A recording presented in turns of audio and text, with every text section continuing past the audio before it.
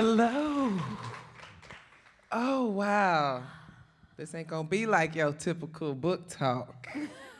We already family. We done got to know each other backstage. So I'm so excited. I'm Dr. Taylor, by the way. This is our illustrious author, Caro. You prefer Caro? I can call you Caro, Yeah, right? absolutely. Yeah. Hi, everyone. So listen, y'all. This book, it's real, y'all. Like, y'all gotta make sure y'all get it. I wanna have an opportunity to have this really great conversation. I have questions, but we're gonna let this flow organically. Is that all right with y'all? Y'all good? Happy Pride, everybody. Woo! Happy Pride. Please remember, Pride was started as a rebellion, not this corporate police sanctioned nonsense that we've been getting lately. We radical out here. We can be radical tonight. We're not gonna get shut down, right? Well, while we at it, free Palestine. So anyway, Yes. they ain't gonna let me come back. Okay. So, first of all, award-winning author right here, okay? Writing amazing, amazing things. And this next one, I think, is gonna really change how we start to have these conversations and show love for our elders. Tell us a little bit how you arrived at the moment for wanting or needing to do this project. Thank you so much. It's such a joy to be on this stage with you. I love your work. Isn't she luminous? Thank you.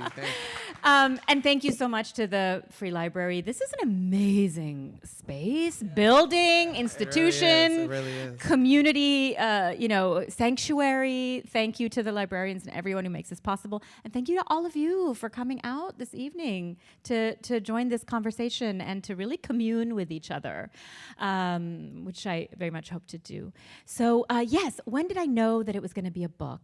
This rose out of actually an oral history project that I received a fellowship for. I was really fortunate. The incredibly great writer and MacArthur Fellow, Jacqueline Woodson. Yes, Jacqueline come Woodson on, let's step it up for Jacqueline. is so amazing as a writer in her own right, but also a really visionary thinker in terms of community and uplift. And so she founded an organization called Baldwin for the Arts, which received some support to bring 10 writers together across the country to gather oral histories of elders of color. So she invited me and I got to be part of that project. And I was gathering oral histories of queer and trans BIPOC elders, mostly on the West Coast. And so there I was, we got training and equipment and all these things, and I was going into people's kitchens and offices and living rooms and gathering their life stories. And, I knew it was going to be part of an archive, and the archive does live online. It's housed by Columbia University. Oh, nice. But of course, first I'm a novelist, so I think in books, right? But I'm sitting in front of people and they're sharing these incredible, remarkable stories, whether it's about their iconic contributions to, revolutionary work in the AIDS crisis or how they innovated cultural spaces, or whether it's just about being a kid and feeling your whole true gender and not having language for it. And I thought, I want these stories to have more space in the world. They're erased systemically from the archive. And so it just felt really important for me to try to make it a book. Absolutely. Now, I talk a lot about ageism and this erasure of people over 40. Like, why? Why? We're the ones with the disposable income. People act like Gen X don't exist. Right? Gen X, 1965 to 1980. I see y'all in the audience. That's right. All right, Gen X. We're here, right? We're here. Yes, and kind of this idea, these oral histories that have thrived in the cultures and communities of racialized people. Like, that's what we do, right? When we had no access to their literacy, we told stories and passed them down. And so for you to collect them, like, shout out to you for that. How long did it take you to do this? Well, the fellowship started in 2021. So in some ways, I think pretty fast. Like, my first novel took 8 years. Yeah. So I've spent a long time on a book. Then there have been books that have been fast. I've been working on it for 10 years now. I get it. You get it, right? That's how it kind of works, right? Annie Dillard said it takes 2 to 10 years to write a novel, which is like a really big range. Absolutely. But this book came in some ways pretty quickly. I did the interviews in 2022 and 2023, and then here we are. And I think there just felt like, for me, an urgency in getting the book out into the world. Say a little bit more about the urgency. Give us some context. Set the stage. Why do these stories need to be heard now? Yeah. I mean, of course, I put the book together before the presidential election of last year, and here we are. And here we are. And so in some ways there is more urgency than ever in this time. We know that trans people, there are a fair number of immigrants in the book, immigrants, people of color are among the major targets of the current regime.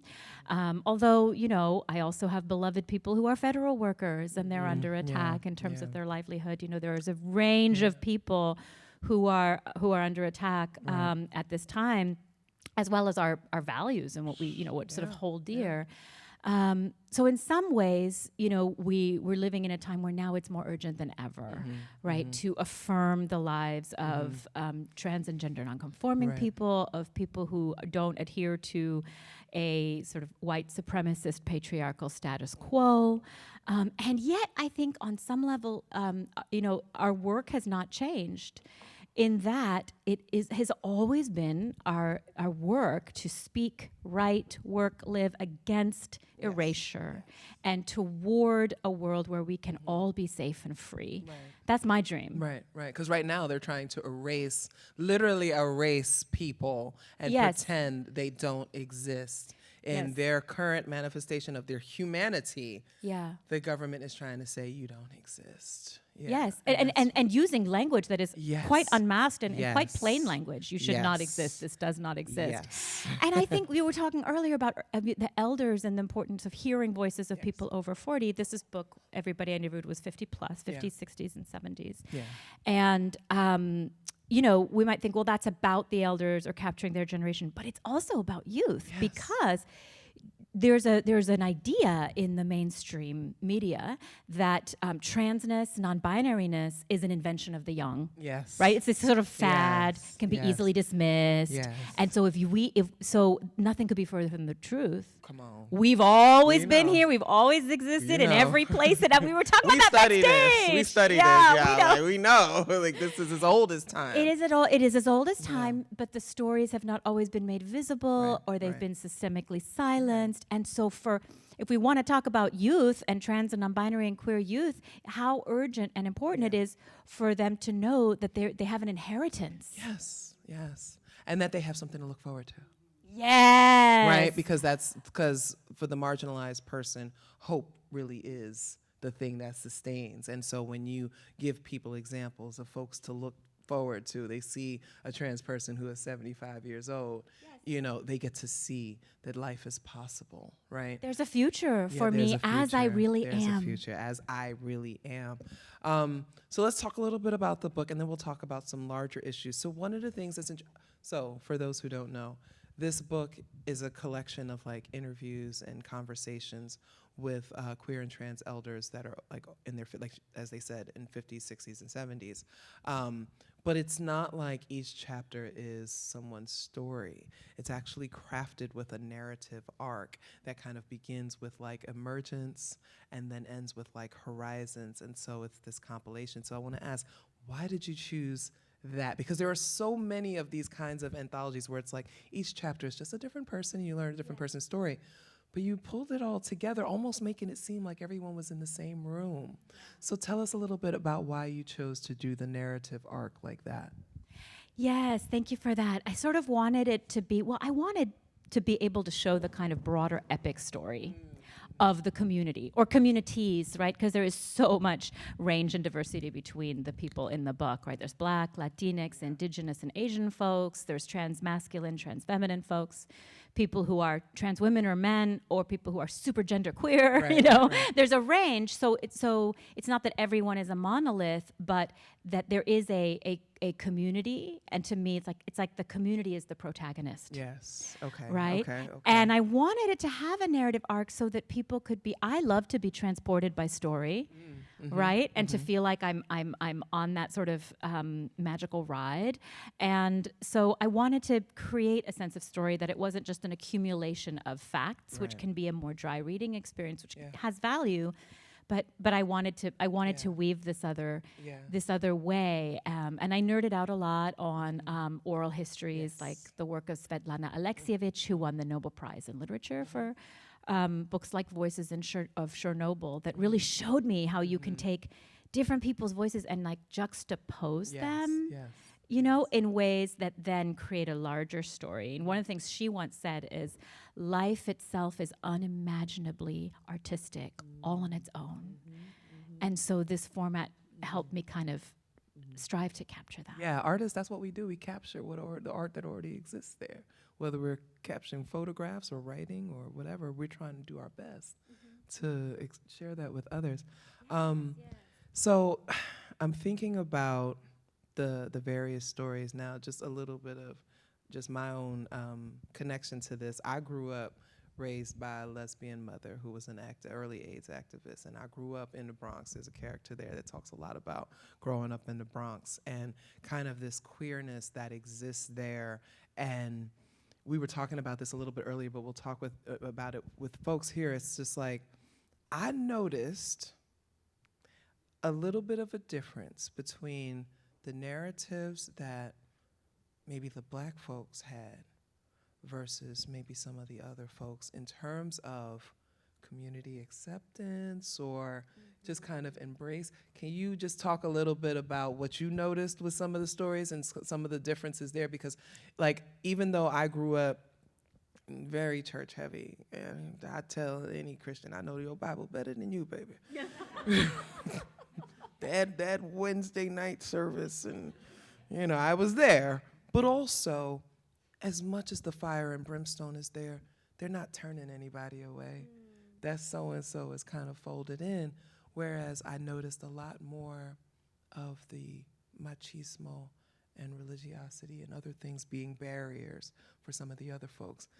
Can we just talk about that a little bit, what you picked up and what you noticed? Yeah, I mean, there's a huge range and that's one of the beautiful things about having a book that's narrated by 20 people, is that you can show a range of experiences. Like, one of the things that this question beautifully gets at too is the relationships to family of origin and chosen family. And, you know, I built the chapters out of what people had brought, and so many people spoke so richly about chosen family, right? Like weaving spaces of belonging on their own terms. And for some people that was incredibly necessary because, like you said, they were like rechazados. They were like rejected by their chosen family. And then for other people, it was like, well, chosen family means a lot to me, and I keep my relationship with my blood family too, you know? Like Donna Persona is like, no, I love my family. They don't always get it, but I'm there, but then I also am a trans mother. So there's a range. In terms of, I mean, I think there can be a stereotype about black people, right? That black people are homophobic. I mean, it exists for us Latinos too in a different way, but I think there is a stereotype that is rooted in anti-blackness. Is what it is. Yeah, I heard that. You know? Yeah, I heard that. Black people ain't no more homophobic than everybody else. Not at all. Not at all. But it persists, and it's often like subliminally present in the media portrayals of things. You know, it's like, oh well, the black voter doesn't like the gay people. What? I mean, this it's truly not, and it's not my lived experience, and it's not the lived experience of so many people in this book, right? So one of my secret heroes of this book actually is the mother of Sharon Grayson. So Sharon Grayson is now, I think, 77 years old, black trans woman, transitioned in the 60s, you know, and still a trailblazing, you know, like AIDS activist and trans justice activist. And she talks about her mother. She grew up in Houston, Texas. And here's this black lady in 1950s Texas who sits her child down when the child is 14 years old and says, I see you and I love you and I want you to know you're going to be embraced just the way you are. And she did say, the only thing that makes me sad about this is that it's hard enough to be black in a world like this, and I know this is not going to be easy for you to carry. But I will love and support you. And if she could do it in the 1950s, then we can all be that for each other. And you know, and I think that it pushes back against, we don't get to hear about people like Sharon Grayson's mother. Why don't we know more of those histories of like black love and embrace? Right. And that's where the oral history part comes in. And I'm also thinking about this idea that this person is embracing this before all the real movement started, right? And the civil rights movement, as heteronormative as it was and as patriarchal as it was, eventually tries to get to that place, right?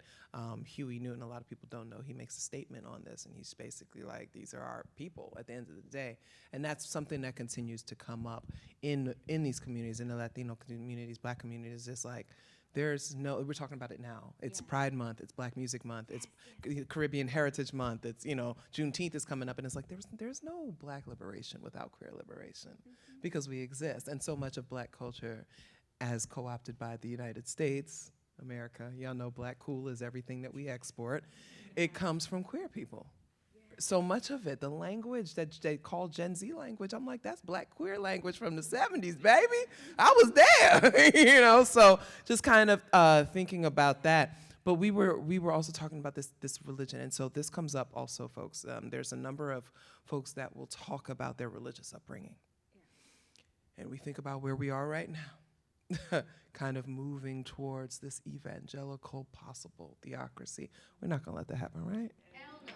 All right. Because you don't have to be atheist to be anti-theist, right? Write that down. So we're kind of moving into that.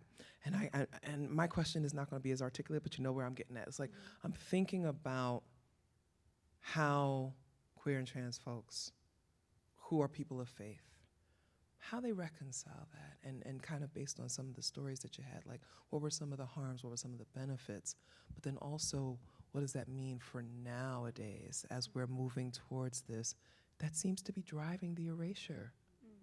So, like, what are we doing here? I know I'm asking you a loaded question. That's a very loaded question. You got to answer that, Professor. They pay you the big money to be a professor and teach us now. Oh yeah, right. Teachers and the big money. But you understand, like, there's this conversation here. We see what's happening. We see that a lot of this erasure of our community is driven by like far-right Christian evangelicalism, and a lot of the folks that you interviewed were coming up dealing with a lot of that. So, like, what's changed? I mean, I think, it has always been possible and continues to be possible to hold genuine love and respect for the full humanity of all people, including LGBTQ plus people, while holding one's faith, even if it means disagreeing with the institution of the church that you're part of. That's a good distinction. Right? So, and I think that all of that is possible. For some people, it becomes necessary in order to be in their whole transness or queerness to leave the church or the religious context of their upbringing. But that doesn't mean not having spirituality. So I think one example of working with faith in dynamic ways in the book is Tupili Leia Arellano, who is a Chicanx indigenous elder who identifies as butch and a dyke and on the trans spectrum. They're like, I'm not giving up any of it. Because you don't have to. Because I don't have, you don't have to. That's the beautiful, that's the genuine liberation, right? Yeah. And they, in the 90s, when they were living in the Bay Area at the time, they grew up in Arizona, they started doing a drag performance that was called El Cholo Priest. And they were raised Catholic, and they felt that they'd been very damaged by some of the ideas in Catholicism of being, sort of broken or sinful, especially as a queer and trans person. And so they got a priest outfit, and they started doing these performance art pieces where they say, I'm delivering a sermon. God is very happy with you. God loves it. And this was in the 90s, right? God loves your queerness. Here's your wafer. God is very, God is very sorry and begs your forgiveness, for you ever having felt that you were less than. And people would come to these performances and cry and have these, cathartic experiences. And then they tell the story about doing this at a conference and going up and down the hotel. And people were like, oh, hola, padre, oh, bless me, Father. And they were like, I know if I open my mouth and speak, they will know. So they would just go, And then they came home from that conference and went, I'm promoting myself to Pope. That's it. That's it. Why not? So that was powerful. And then, for that same person, Tupili, they also have had a journey of like connecting with indigenous spirituality. And they talk in there about how, gender euphoria for trans people is a medicine. Being a gender shapeshifter is a beautiful medicine rooted in ancient wisdom. And so we can have both and. We can play with possibility. What matters is that we be connected and free. Right. And also that we recall life pre-colonization. Yes. Like, we have to be honest about that, because, like, you know, as I'm reading through these stories and kind of in my own work, I'm like, well, you know, if we look at the span of humanity, colonization is only this long. That's right. And so we know that these people existed this long. Yes. So then how do we bring that back? And a lot of it is divestment from the poison, but also letting people be who they are. Why are we so afraid of that? Right. Why are we so afraid of just letting people be who they are? And I offer that is because we are so conditioned to put people in boxes and labels to help us understand. And a lot of people can't deal with the gray. Yeah. It's got to be either this way or that way. Never mind that most of us are here. And so people get, you know, they're kind of stuck like, well, who are you? What are you? Mm-hmm. Where are you from? No, really, where are you from? What are you mixed with? What do you, like, all these questions so that people can have those understandings. Right. It's like Joan Benoit says in the book, you know, people want to put us in a box. We defy the box.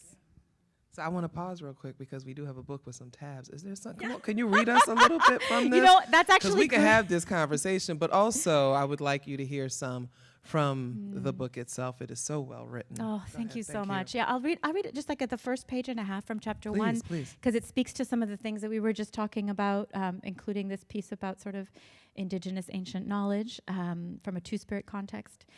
So this is chapter 1 is glimmers in childhood, glimmers of one's true gender in childhood. Adela Vasquez.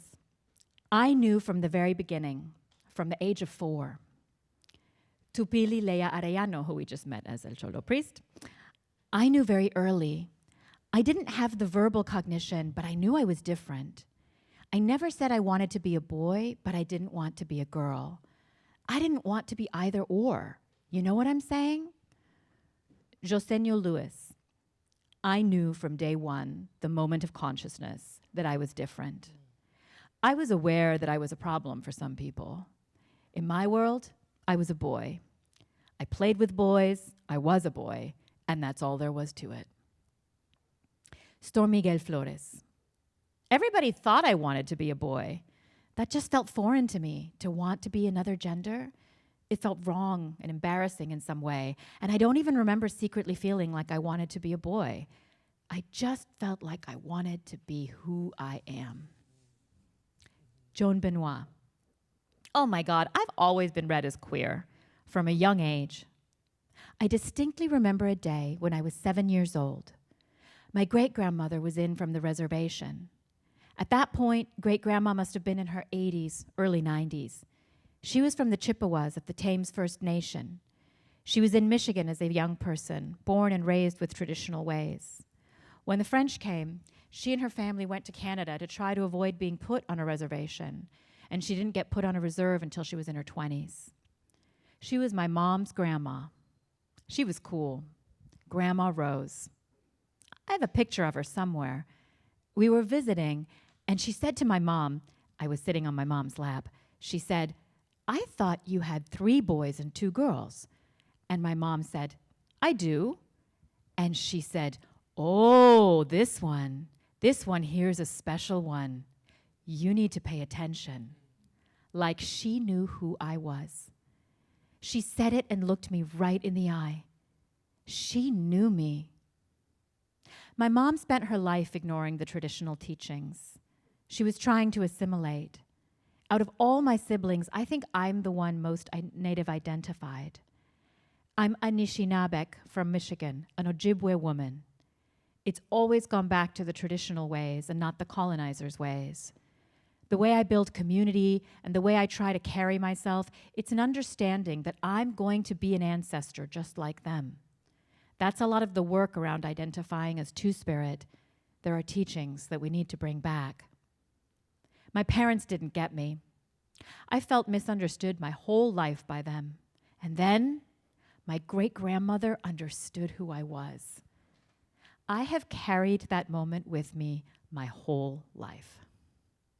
Thank you. Yes. That's how the book starts. Yeah, okay. And so, like I said, when you're reading this, you have these different voices. Again, it's like they're all kind of in the same room. and an interviewer came and just asked a question and they all started talking. And so that's one of the things that I think as a writer, fantastic, like the way that you're able to weave that together and kind of give us that narrative. And then you start to become familiar with the people and you start to learn their stories and they become characters as almost, if this is a fiction novel, right? Like they become characters in their own way. So that is a testament to the brilliant writing here. Thank you. No, come on, you are an award-winning writer. We celebrate that, especially in a publishing industry that severely marginalizes queer, trans, and non-white people, okay? It is not easy. It is not easy trying to put work out, much less win awards for it. So we're gonna give you flowers while you're still here to smell them, okay? That's what we do. But, you know, I'm thinking about this. We were talking earlier. I wanted to do this project, this podcast project, where I talk to Black queer elders and queer and trans elders over a certain age to get their oral histories in. And so this aligns so much. And I wanted to ask you, what do we lose when we don't have these stories? What does our culture lose? What does our community lose when we're not able to capture these stories? Right, oh my God, we lose so much, right? We lose context, we lose nourishment, rootedness and understanding of who we've been and therefore who we can become, right? You know, we have a saying in Latin America, el que no sabe de dónde viene no sabe a dónde va, which is the person who doesn't know where they come from doesn't know where they're going. And then we have Sankofa, which is go back and fetch it and bring it to the future. Yeah. Wow, that's amazing. And then you started the Sankofa school, Yeah. which is amazing. Go back and fetch it, bring it to the future. And bring it to the future, because I feel like it's interesting, this book, you think oral history, obviously that's about the past, but I feel like this book is so very much about the future. Yes. And partly because these elders are like, I have lived some things, I've seen something, I've got a lot to say about the future. And they're still here. I mean, KB Boyce, became a punk rock musician in the 70s in New York, from the Bronx. Was it Brooklyn? Brooklyn. Oh, Yeah, it's Brooklyn. I'm sorry. No. Oh my gosh. It's IMBX all day. I'm gonna know. You're like, oh no, I know the Bronx. Yes. No, but Brooklyn, it made No, sense he for was that Brooklyn. time. Yeah. But is still doing punk Yes, shows is what yes, I'm getting at. absolutely. Still out there. Yeah. People are still leading organizations, still alive, but also thinking they've got visions for the future. Yes. And I think, rooting in, again, the richness of legacy, the richness of history and story, so that we can know where we're headed is really important, because we have such incredibly rich histories. And also, if we feel like we can feel really alone as queer and trans and or POC people in this very brutal time. And, authoritarianism wants us to feel small, wants us to feel isolated. It relies on our diminishment. Yes. And it really relies on our self-diminishment, which can be very tempting when we're in a place of fear. But when we understand that we are part of a dazzling lineage of people who have culturally innovated spaces for more existence, so that I can sit on this stage and be openly queer and trans and have children in a public school and teach classes and exist in my own skin. So many of us who are here today can be because of the work that they did. Then we can root in that, and we can be part too of co-creating the world we want each day. And clap that. That's beautiful. Because I think a lot about intergenerational work, right? And so we think about the pandemic kind of isolated a lot of us, but then social media kind of brings us back into these public spaces where you have so many people.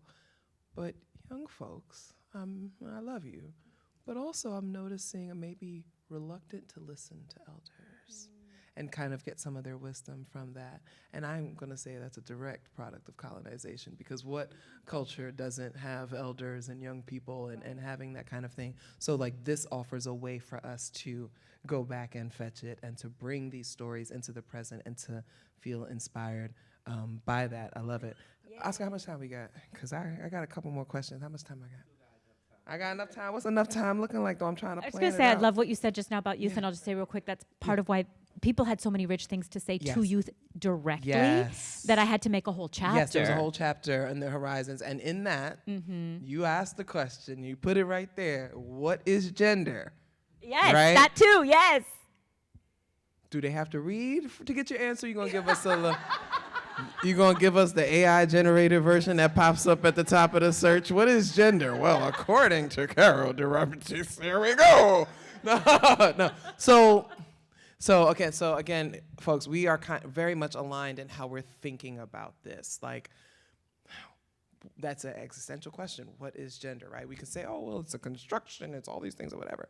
Do we get rid of it? Do we keep it? Does it have value? Should it be tossed? Like, where are we going? And you don't have to give them a full answer, but just give them a little sample of something to think of, some nuggets to chew on. I think where we're going is liberation. Yes. That's where we're really going, right? Yes. Genuine liberation, freedom. Yes. It's revolutionary in the context of our world, but it's also completely and profoundly natural for everyone to just be able to, in the words of C. and Joge Dubas in the book, just freaking stay free. Just freaking stay free. I appreciate the way they say that. And I think liberation is the goal. Gender liberation is the goal. Does that mean getting rid of gender? Does that mean leaning into and lifting up gender in ways that defy categories and are not attached to how people were assigned at birth? You know, I feel really, writing this book, it was one of the greatest honors of my life. Yeah. And so getting to showcase 20 different voices on that question was really beautiful, to weave a chapter where they reflected. Because I think for some folks, some people identify as agender, right? And they're sort of like, like neither nor, and I don't have a gender. Now, we don't have a word yet for the opposite of agender, but that's kind of me. I'm like mucho gender. Like, like for me personally, how I hold what it means for me to be genderqueer is like, there's a man in me that just wants to be free and not have to explain it or justify it to anyone, just be. And I am a man inside. And I'm not a woman, and I don't want to leave that behind. And I love and relish that, and I love and relish masculinity, like being a tornado of male and female in whatever way the day calls us. But that's not everybody. Right. That's the thing. So for some people, getting rid of gender can be empowering. But for someone like Sharon Grayson, back to Sharon Grayson, who in the What is Gender chapter, to me speaks so beautifully about like Black womanhood and what it means for her to be part of it. I don't see Sharon saying, let's toss womanhood, let alone let's toss Black womanhood, this glorious existence that is Black womanhood. It's more like, let's celebrate and lift it all in ways that don't reduce or diminish what any particular person can be. Yeah, and I'm struggling with that. Like I'm in this moment, like even as I'm writing about stuff, and I'm like, I'm working on this chapter for a textbook on Afrofuturism, and I'm doing the chapter on gender, right? And I'm sitting there questioning this. I'm like, as I write this, I don't know how I feel about calling myself a Black woman. One, because Black was a label put on us by colonizers, as was woman. So what does that mean? While also understanding that we have been forced to endure these kind of alien conditions. Dr. Nadev calls it alien environments, where if we're going to survive, we have to like figure it out. And so is my Black womanhood an example of figuring it out? And what if we no longer have to figure things out? What if that is gone? So kind of like, what does that Black womanhood then represent? And so like I started putting on things, I started putting like she, they. And there was something about that was feeling like I'm taking this step because for me, again, and I'm with you, like everybody's gonna kind of do their own thing, but for me, when I think about it through a Black lens, it's like your idea of womanhood was denied my ancestors for centuries. You said we couldn't be women because if we were women, you couldn't sell us. So you degendered us for the purposes of making us chattel property, and then you deny us access to womanhood, to motherhood, to things like that. You deny Black men access to masculinity and manhood. So why do we still call us these things? And what does that mean? So like I'm constantly thinking about it. So this book, I'm reading through this, and again, I'm in that moment. So this book comes at the right time, and I think it's going to come at the right time for a lot of people. I'm 46 years old, and I'm in this moment. And I'm like, everything I thought perhaps is not it. And so what this book told me, that it's never too late. It's never too It's late. never too late to understand who you are. Like Vivian Varela in the Yeah. book, who describes coming out to herself as non-binary at 65 Yes. years old. Yes. Right? It's never too late. Truly never too late. And people speak in the book too about how transition, you know, there's a book on transitions, Yeah. and everyone's like, oh, transition is surgery, Yeah. transition is hormones. Yeah. Well, you know, and then you've got Ms. Billy Cooper, Yeah. black trans woman, saying, Yeah. you know, everybody transitions. We transition from the day we're born, and I have the right to transition all my life. It's a journey, It's a whatever it means to me. right. And I can't wait to read your chapter. Like, I truly cannot wait to read that chapter. We need that. And So because there's trauma involved with this also, right? And that comes up a lot in the book, like people talking about In the traumas that intergenerational experience- trauma. I mean, you're talking about intergenerational enslavement. yes. But also like just kind of what they experienced. Yeah. Really interesting to see like how that shaped how they came to these understandings. There's of so things. much trauma Yeah. and pain that is a reality Yes. of, you know, like marginalized life. And then Yes. there's so much joy. Yes, and that's the other side is you capture the joy of And that, sometimes that's they beautiful. live alongside each They other, do. right? Like Nelson Dalerta Perez, who came here as a refugee from Cuba, and at 17 years old he dropped out of high school because it was so homophobic. Yes. Took a working class job and then used that money to make these glamorous drag shows in these mansions that he'd rent near the beach in Havana, and you know the queer the community would come, and you know when I listen to his words, I can just see the can women see it, descending yes, you from can the see like it, yeah, staircase, yeah. being all glamorous, and he would get arrested. She uses both of those pronouns. She would get arrested and tortured by the police because it was Yeah. illegal to do. So Yeah. pain and trauma. But the joy that radiates from the comes in the from the morning. other Yeah, part, yeah. like, so I think, you know, gender euphoria is so real for those of us who are trans or non-binary, gender non-conforming. Like the experience of getting to be inside of our whole gender, even just an internal embrace of our whole gender, let alone getting to express it in ways that are legible to others. The joy of that euphoria is so immense. It's yeah. And I'd imagine, I mean, when I think about euphoria, I think about getting high. 'Cause I get high a lot.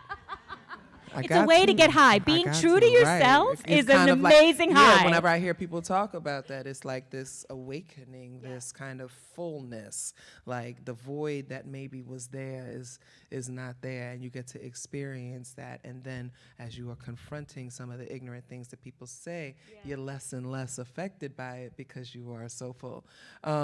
So And we all deserve joy. everybody deserves joy. Like at the end of the day, I don't care what you believe in, what you think, human beings, by virtue of existence, are entitled to joy.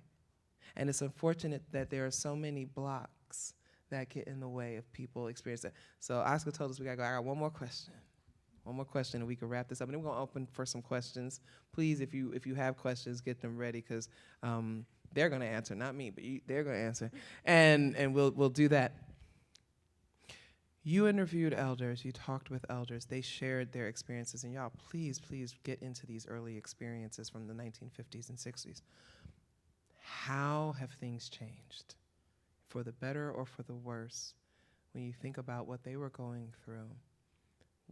What have you observed? You're a professor, you teach people, you know, like what have you observed in communities, in spaces that you would say is different from what they were going through? What a great question. I mean, so many things have changed. In some ways, you know, we have so much more access to a lexicon for ourselves as LGBTQ plus people.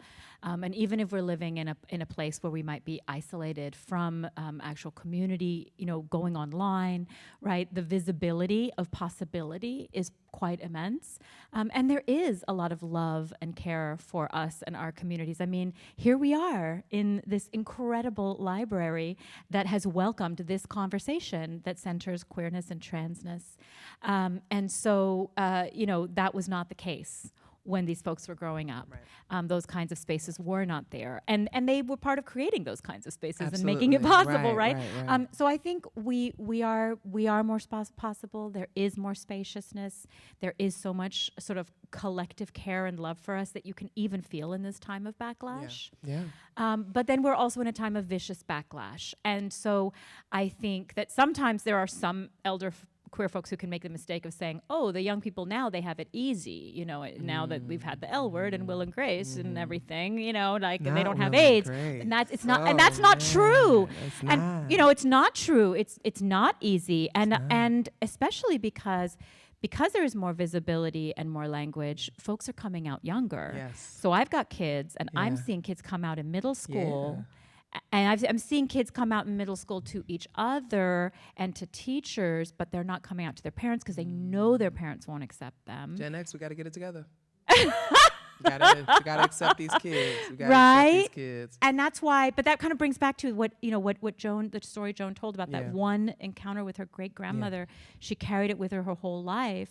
And so kids, I mean, everybody, 40-somethings who are coming out in new ways need the love, right? Yes. Young people, young adults in their 20s, you know, like need the love, and kids, all of us, right? But everybody needs that kind of mirroring love, embrace. You can be cherished as all of who you are. And I think we cannot underestimate the power of what we can offer people by offering that kind of love and grace to them. And I do see that with youth, you know, certainly there is still a high suicide rate. Yes. There is still, you know, a lot of difficulty. And kids are watching the people who are in charge of the federal government hate them. Yeah. Would this answer be different a year ago, right? Yeah. Yeah, it might have been a little more hopeful. Yeah, like it's a difficult time, right. but it also I think the hope that I gathered in the last chapter of Visions for the Future, I do feel like still holds true. Yes. It really does still hold true. Like Adela Vasquez, who's the only person in the book who's actually passed away. Yeah. She said, you know, we're not going to go back.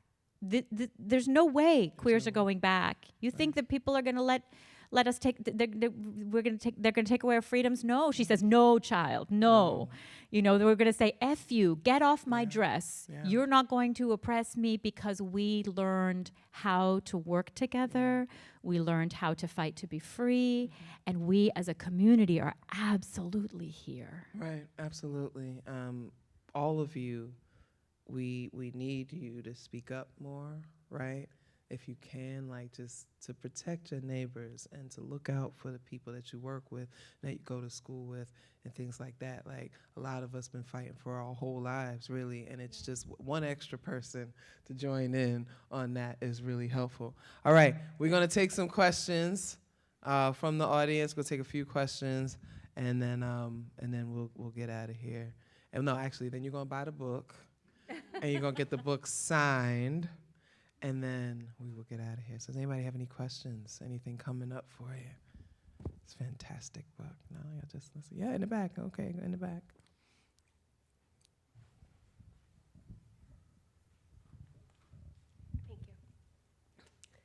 Thank you. It's loud, That's ain't a it? lot. Okay. Hey. I'm so incredibly grateful for this, and so thank you so much. You are my favorite author. Look at it. Look at it. Give them the flowers while they're still here. I told y'all, award-winning author. Yes.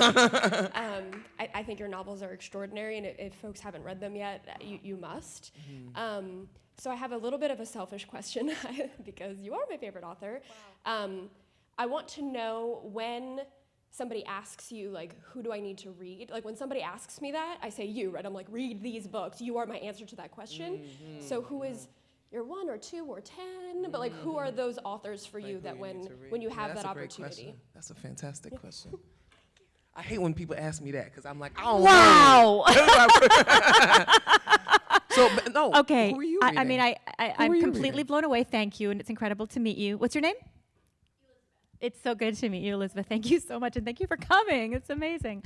So, I mean, certainly there's the classics and the canonical, and there's the people I couldn't live with. As a novelist, there's nobody more important to me than Toni Morrison, and I know I'm not original in that, but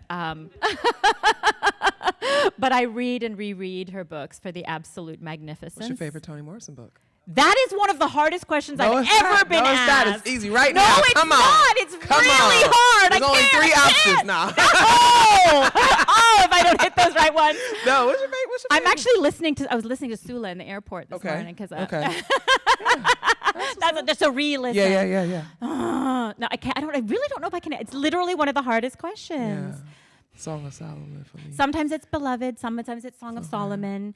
I do feel like the ones that like people sleep on are A Mercy and Home. A Mercy was so good. A Mercy was so They good. didn't read it. Oh my God! I was Read like, A Mercy by Toni Morrison. It is one of her more Yeah. accessible books, in my opinion. yeah. And then Home, I was like, what? Yeah. You just kind of poured that out. Anyway. And So then we're Toni back. Morrison. Yeah, right. So those are like, there's many canonical folks, but I think what I'd like to, it's impossible for me to speak to the whole thing, but I think in terms of like maybe trans and queer books that are really nourishing me right now. I'm really obsessed with the novel Notes of a Crocodile by Chu Miao-jin, which is a sort of a Taiwanese lesbian cult classic that is really, truly extraordinary. It wasn't translated into English until 2017. I go back to that a lot. I love Jordi Rosenberg's Confessions of the Fox. Yes! Rosenberg fans? Confessions of the what? Confessions of the Fox. It's a Okay. transmasculine novel. It is an incredible novel. I know. It's amazing. Yeah. Love that book. Camila Sosa Villada is an absolutely brilliant trans woman writer from Argentina. Her novel Bad Girls is completely magnificent. It's so well written. It's visionary. It's wildly innovative, but also like gritty and real. Okay, I should probably stop talking because I could Adding go to my on. TBR list. Thank you very much. Oh, Stone Butch Blues, Leslie yeah, Feinberg. yeah. everything. Yeah, Leslie that's Feinberg. awesome. Very grateful for them. Beautiful. Thank you so much. Any other questions? If we have one right there in the back. So yesterday was Pride March and Festival here. Oh, wonderful. Wow, it was Yes. big. It was amazing. And I feel old, I'll be 45 in August, but anyway, so I saw a lot of younger people there, which, I call them the baby queerdos. And, it was really good seeing the younger people there, not, of all races and genders being represented. So I guess kind of that leads into the question, I know things really kind of suck right now. Yes. What brings you hope even when things really goddamn suck? That is a really good question. Thank you, and happy Pride. That's so beautiful. God bless the young folks and the baby queerdos. I just want to, just cheer everybody on. Community is one of the, I think, secret power sources that we really need right now. And it can happen in so many ways. It can happen in the way that we are together here today. Just this kind of nourishment that we get from being together and remembering that there really are many of us. Rest, giving ourselves permission. Those of us who are activists, yes, we need to keep calling our congresspeople and taking and doing things that we can do, and staying active, but also giving ourselves permission to not run ourselves into the ground. Taking the long view that's taken me a while to get to, that sort of permission for deepening into self-care, so we can really be here. And I just want to share, since you shared your age, I'm about to turn 50. Hey, come Yeah. on. There we go. Yes. I'm turning 50 this summer. Beautiful. And thank Are you. you a Leo? Just kidding. No, Cancer. Cancer? Okay. Mhm. Oh, Yeah, good. Cancer. I get the feelings and the emo-ness. Oh, it's a lot of feelings. lot of It's a feelings lot. in there. So I feel a lot of feelings. I'm a Cancer. We You're love telling it. on We me. love So it. part of that is really actually letting myself feel my feelings. Sometimes I just, if it comes up, I need to cry, and I'm alone in my house. Just cry, And you know what? Turn the music up and cry. Be goofy, sing along. If that's the medicine for you, find your medicine, right? And do that. And in terms of I'll just say one quick thing that gives me hope is I have 2 kids. and my daughter, and I'll just share in this space that she is an out lesbian in 7th grade. Biracial black girl, yes. And my son is awesome too. But the story is about my daughter. But my daughter gets this story. And she came home from school the other day, and they're talking about all the things, she's watching this whole, she's all the black girls in this country. She watched, Kamala Harris, and then she watched the country choose, a convicted rapist, bigot instead. Only like 30%. Right. So, but she comes home and there's a mural being painted at her Oakland, California public school. And the muralist invited youth to pick one sentence or motto to put on this mural to speak to the current times, the current political times and the Trump regime. And she got to contribute some words. And I leaned in and I tried to play it really cool. I'm like, oh, okay, my 12-year-old. I'm like, okay, you have to be cool. You're going to be cringe to a 12-year-old. But I was like, okay, yeah, cool. So what'd you say? And the words that she contributed were, "It's not over yet." That's right. That's that parent pride right there. Like, you can't help it.